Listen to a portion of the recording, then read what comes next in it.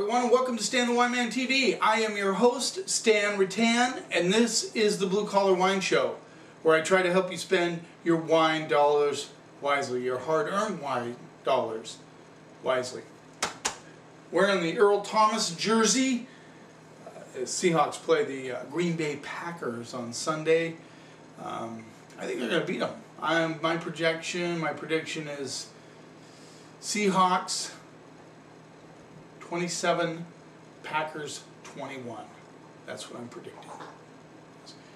I was impressed. The Seahawks scored 31 points against the Rams. Rams have a really good defense, so that was impressive. It was a good game. Not exactly the way I wanted to see it turn out, but it was encouraging to see that, and I'm excited when they start using Jimmy Graham just a little bit more. Yeah, I got knocked out of my football pool. I picked Kansas City over Denver last night, and you know, they're Peyton Manning, man. It's a tough one. It was a tough choice, but I thought Kansas City could do it. They almost had it. They didn't do it. So we're going to look at Avennia wines. They're out of Woodinville. Fairly new winery.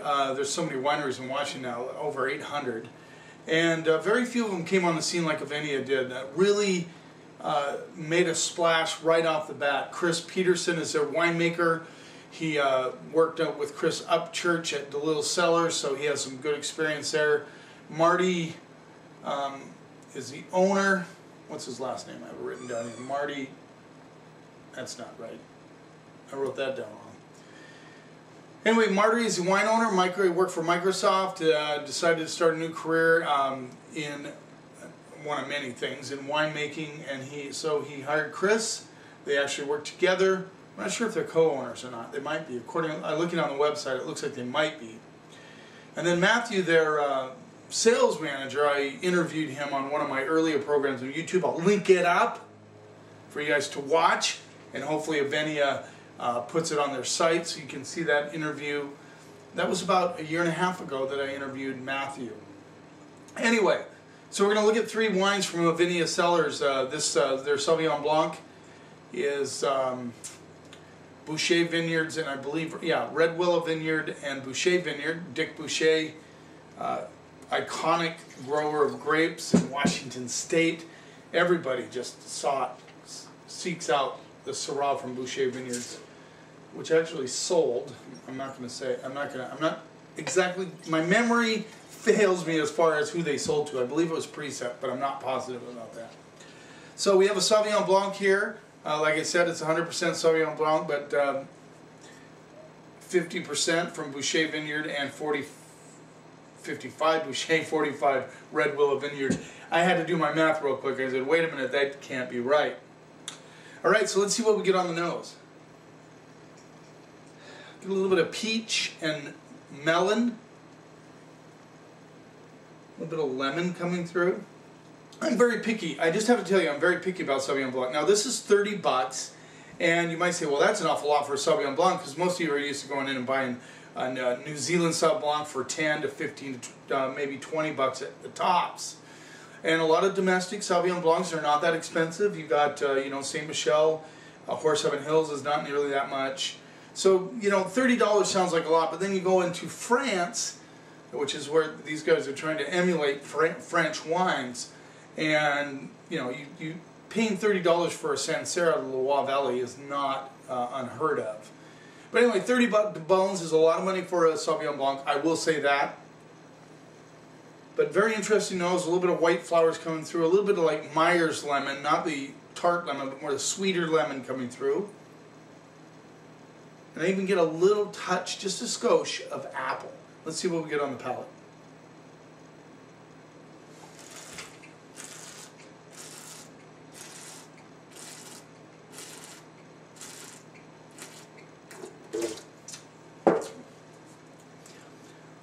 What I like about the Sauvignon Blanc is it has a grassy component to it, kind of an herbal grassy. A lot of wineries are getting away from that component in a Sauvignon Blanc, and they're leaning more towards the grapefruit profile of Sauv Blanc, grapefruit and apples, which is fine. But you know, I kind of get tired of grapefruity, you know, New Zealand Sauvignon Blancs, and I'm always looking for some that show a little bit different characteristic. It used to be every time you bought Sauvignon Blanc, you got a lot of cut grass. But this one really has that element to it. The little dried herbs coming through.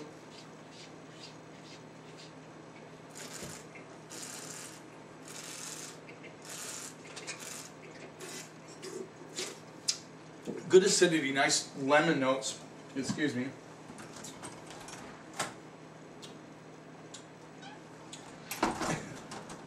That has not happened in a while either. So we're kind of going back to our grassroots here. Minx, my cat, wanting out while I'm filming. That hasn't happened in a while, really. Nice lemon. I get a little bit of peach skin coming through, kind of the peach skin thing.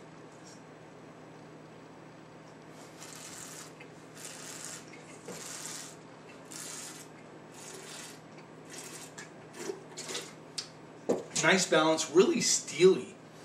I mean, I feel like I'm licking a stainless steel container of some sort, licking on a sheet of stainless steel. A little wet rock, nice minerality coming through, which is always a key component to good Sauvignon Blanc, at least in my opinion. You know, that's a good Sauvignon Blanc. It really is. It's very well made.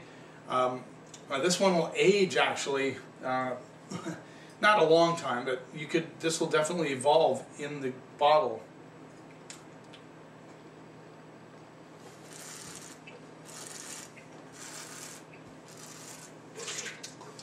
$30 is expensive, but I think this is very much worth it. I think Feste does Feral. I'm not sure if it's quite up there, but it's very interesting also. Very good Sauvignon Blanc. This is extremely interesting, extremely complex, very balanced, nice Sauvignon Blanc. I'm going to go B+, A- on that. Let's move on. So this is the 2013. By the way, you would think I'd have this down. I will give you a close-up of the Avennia Oleana,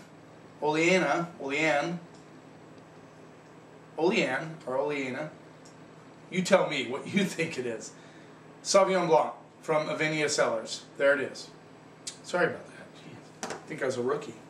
Sometimes I get excited getting into these. I kind of forget certain steps. I need to get better at that. Okay, let's give it a little rinse here. Oleana? I wasn't paying attention when the sales rep said it to me. Shame on me. Avennia Cellars 2013 red wine Justine from Columbia Valley. This is a blend of 47% Grenache, love Grenache, 38% Mourvedre, love Mourvedre, and 15% Syrah, love Syrah. Some of my favorite blends are Rhone blends. These are obviously Côte de Rhone. These are the main grapes of the Rhone Valley, so that's what they're trying to go for, is that Rhone style wine. Back in the early days, I used to call them the Rhone Rangers out of California. These winemakers that spearheaded the Rhone style wine movement in the New World. $43.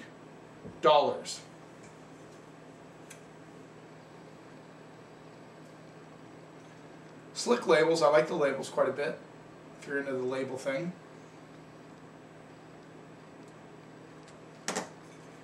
Alright. Let's see what we get on the nose. Right off the bat, I get a little touch, just a skosh of bacon fat, a lot of strawberries. Strawberries and red plums for sure. I'm getting a lot of red flowers, which I like a lot. A little smoky component, that's part of that bacon fat thing. Very aromatic, very perfumey, nice nose. Nice nose. Let's see what we get on the palate.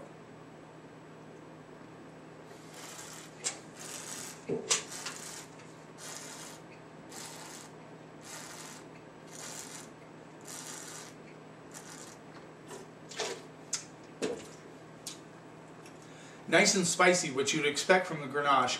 That's really a characteristic of Grenache that I like. If it's done right, good quality fruit, you get a lot of that like white pepper spice on the palate. This has a ton of that. This has it in spades. good structure. This has a little leather action, a little tight action going on, which shows its youthfulness. This is 2013. I would say it's a baby just starting to head towards maturity. This is a good wine.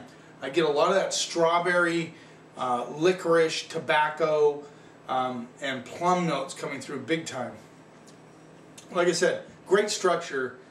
I love a wine like this that you know, okay, I could buy this, drink it now because it's good.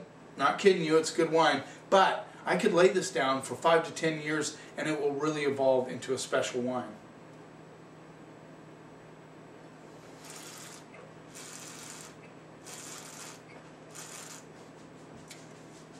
That attack on the mid palate, big time black licorice. I love that in wine. Getting that nice grip on the back end. A little tarry action, which I like. I'm going to go A on this wine. I think it's a great wine. You know, definitely age-worthy. Definitely really nicely balanced. Good structure. Good wine. A. I'm going A on that. Okay, let's move on. 2013. Avennia Cellars, Boucher Vineyard. Like I said, Boucher, many winemakers look for that fruit. And I guess Chris Peterson, because he worked for Avennia Cellars, had this nice connection with Boucher, so they got some fruit from there, which is nice for them. Not the easiest fruit in the world to get. And this is 100% Boucher Vineyard Syrah, which that's what they're known for. $54. Get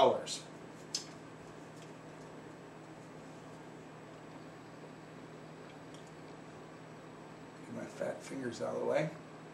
There you go.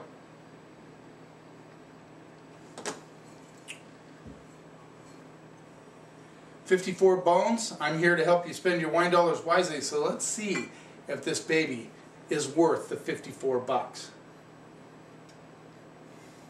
Nice, that smoky kind of bacon sort of smoked ham thing going on.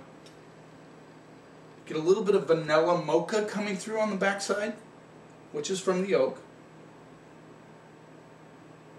A lot of rose petal, which I really like. I love it when you smell wine, you get that nice rose petal, kind of lavender, not rose petal, violet, rose petal, violets coming through. Very interesting.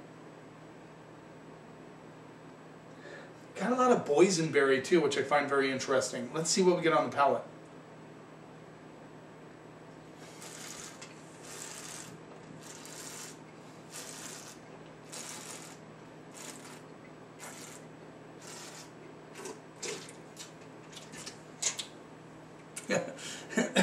This is a really badass wine. This has got big, tarry, beefy tannins. I get a lot of blueberry and boysenberry and tobacco coming through big time. This baby is rich, got a lot of depth, got a lot of stuff, got a lot of stuffing, a lot of things going on with it. Let's take another whirl.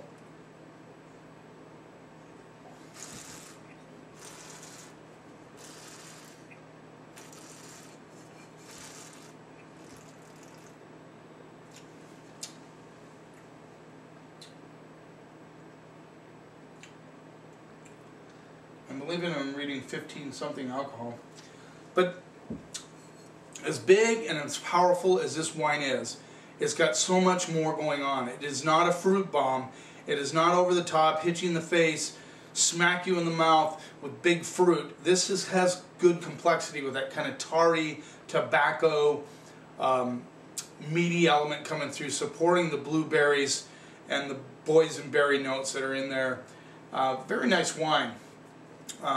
Good, firm structure on it. And again, this one will age easily 10 to 15 years.